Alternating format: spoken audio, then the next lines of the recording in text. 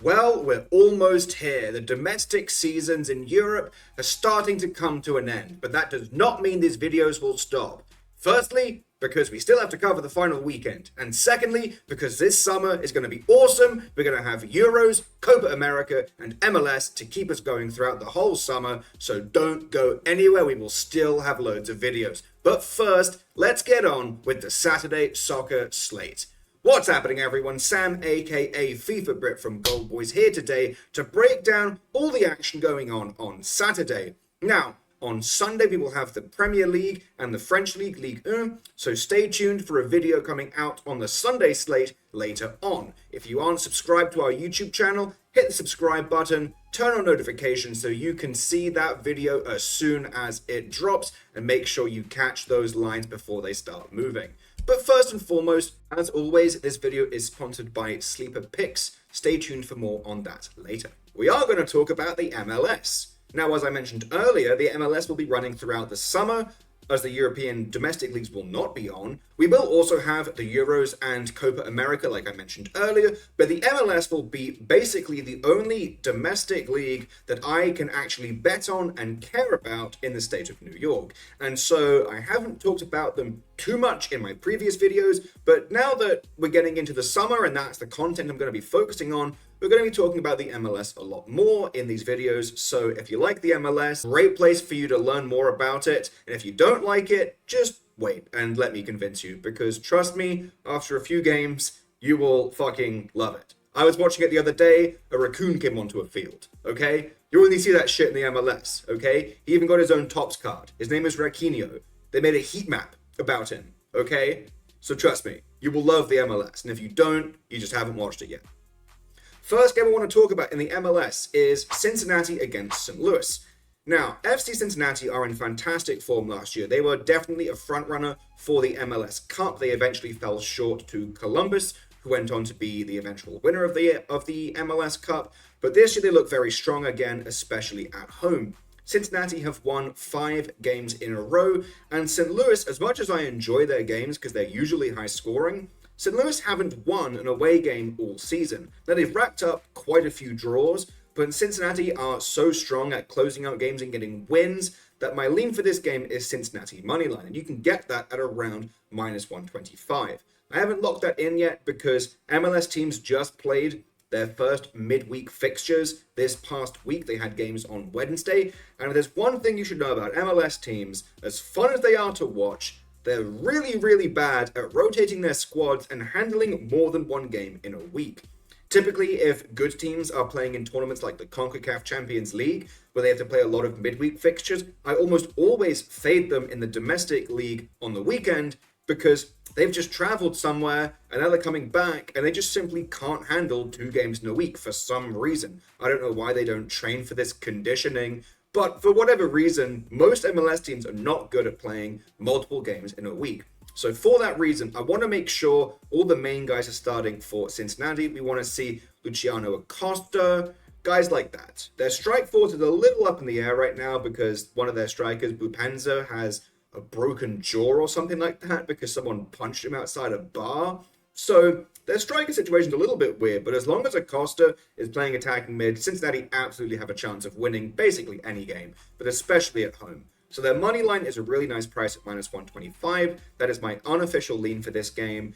I would absolutely consider looking at Cincinnati double chance, simply because St. Louis do have the potential to eke out a tie on the road. I would use their double chance in a builder, and I think that would be a really nice way of getting value out of this game. What's up, everyone? I just want to say a special thank you to the sponsor of this video, Sleeper Picks. Don't forget that you can use code GOLDBOYS to get a deposit match of up to $500 if you sign up today. Thank you again, Sleeper Picks, for sponsoring this video. And now, back to the bets. Next game I want to talk about is Inter Miami against DC United. Now, Messi did not play in their midweek fixture against Orlando, and that one predictably went to a 0-0 draw. However, Messi is back in the squad for this game against DC. I'm counting on him starting, and I really like both teams to score over 2.5 and a goal scored in both halves. That is -131, and I am officially locking that in to win 1 unit. I'm locking it in now because I'm pretty sure we're going to see Benteke. Pretty sure we will see Messi and Suarez playing up front. And because this game is the game that screams the most amount of goals in this entire MLS slate. So I do project that this line is going to move as we get closer to game time. One, because if anyone looks at the fixture list, they're going to see this game and be like, yeah, this game has a lot of goals in. And also because a lot of casual gamblers are just going to see Messi into Miami and want to bet it. And most casual gamblers bet overs. So the line is going to move, in my opinion, which is why I have to add a goal scored in both halves. Usually I don't add that because you feel really silly if you bet both teams to score in over 2.5, and then you add that to kind of like juice the odds. And then the first half is 0-0, and then it ends up being like a 3-1 banger that did happen to me about a month ago. You feel really silly about it. But without the goal scored in both halves, both teams to score in over 2.5 is about minus 160, and that is simply too juicy for me to play as a straight. So I see loads of goals in this game. I mean, I see like 4 or 5. This game has 3-2, 4-2, 3-all written all over it, if all those guys are starting. So I'm willing to take the risk, lock that in ahead of time, and I do expect that line to move, so I expect we'll get nice closing line value, and I also expect the bet to hit. So fingers crossed, really like that play, locking that in ahead of time. It has hit 5 straight games in this matchup, and prior to the game without Messi, it's hit 3 times in a row for Miami, and it's hit in 4 straight games for DC. Next game I want to talk about is the Hudson River Derby, my team against the New York Red Bulls. Now, my lean for this game, which I'm also not locking in officially yet, is under 2.5. This fixture is notoriously low scoring. It's a very scrappy game. If you can bet cards, I would look at cards. It's just very scrappy, not much like crazy action, just because it's such a massive rivalry. The Red Bulls are one of the oldest teams in the MLS. They don't like NYCFC because they're the relative new kid on the block. And NYCFC fans don't like the Red Bulls because they play in fucking New Jersey. So they're not really a New York team if you think about it. So that's why there's a rivalry. It's a pretty good rivalry, but it's not one of those rivalries like El Tráfico between LAFC and LA Galaxy, where the rivalry just kind of equals lots of attacking back and forth, loads of goals. This is a scrappy derby. Not really one you're going to see goals. However, the reason I'm not locking it in ahead of time is because both these teams have made pretty good signings, and these signings are leading to lots of goals. I mean, NYCFC have always had Santi Rodriguez, but he's actually on fire right now, so he kind of feels like a new signing. And of course, the massive signing for the Red Bulls is Emil Forsberg, who is also playing really well right now. So if those guys are playing, this is probably a game that I won't touch, but if for some reason those guys aren't playing because of rotation from the midweek games, then I'm absolutely going to look at under 2.5. Wait, before we get back to the picks, I wanted to thank you all for watching. Friends don't let friends watch videos without hitting the like button. So go ahead and press the thumbs up button and like the video. If you're new here and not subscribed, you should go ahead and do so because we're dropping new content each and every day on the Gold Boys Network. We strive to cover every sport and give out picks and analysis and valuable information for free on the Gold Boys Network. So make sure you're subscribed and hit the bell so you can get notified when we drop something new. I'm Brad Thomas. Let's get back to the picks. The last game I want to talk about is going to be one of the late night games, San Jose Earthquakes against Orlando. San Jose are starting to play well again. They signed Amal Pellegrino over the offseason in the MLS, and I really thought that this front three of Pellegrino, Ebobisse, and Espinoza would be really, really effective. But they kind of got off to a really slow start. I believe they're still outside of a playoff spot, which, if you know anything about MLS league structure, we kind of have to really, really suck to not make the playoffs. 9 teams out of 14 make the playoffs. So you really have to suck to not be in a playoff spot.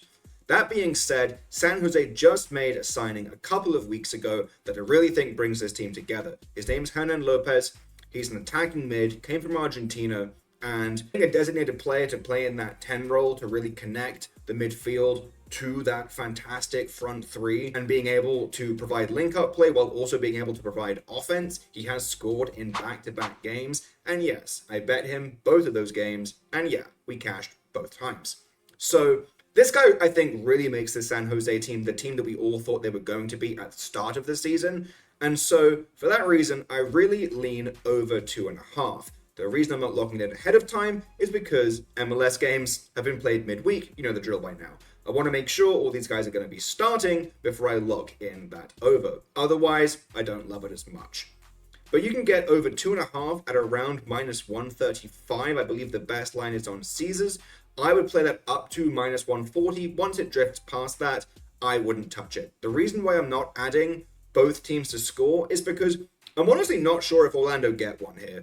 They've been really letting me down recently. I feel stupid every time I log into my FanDuel and I see my MLS Cup future with Orlando to win the Cup because they're playing really poorly right now. The reason I like this spot is because away from home, Orlando are conceding a metric fuck ton of goals. Something like they're conceding an average of around 2 goals a game away from home. Their home games are kind of low scoring, and last season, that's what made them good. They were good at eking out like 1-0 wins at home, which make them a really good playoff team.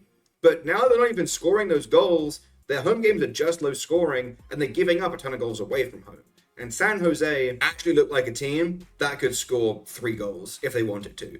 So this could be a 3-0 game. It could be a 2-1 game if Orlando do get that goal. Either way, I like over 2.5 as long as it's on the right side of -140. Going to wait for lineups. I want to see those guys I mentioned earlier. Pellegrino, Lopez, Ebobisse, Espinoza. At least 3 of those 4 players starting for San Jose. And on the Orlando side, Duncan Maguire, Muriel, Lodiero, guys like that. If they're starting, I would lean them to get a goal. You would really hope so under the circumstances. But yeah, happy to be talking about MLS. I love MLS if you guys don't know, so I will be talking about it a lot this summer, so stay tuned for more on that. As always, if you do think you have a gambling problem, don't forget to call the number 1-800-GAMBLER. And yeah, that wraps up our analysis of the Saturday soccer slate. If you are not subscribed to my podcast, it is The Final Third. I host it with 2 other cappers and goal boys, Mr. Brad Thomas and Betting the Pitch. The link will be in the description below. Go check it out, follow the podcast, subscribe, and if you're feeling generous, drop us a nice 5-star review. Best of luck with all your bets. Don't forget, stay tuned for another video covering the Sunday soccer slate. And yeah, I'll catch you guys in the next one.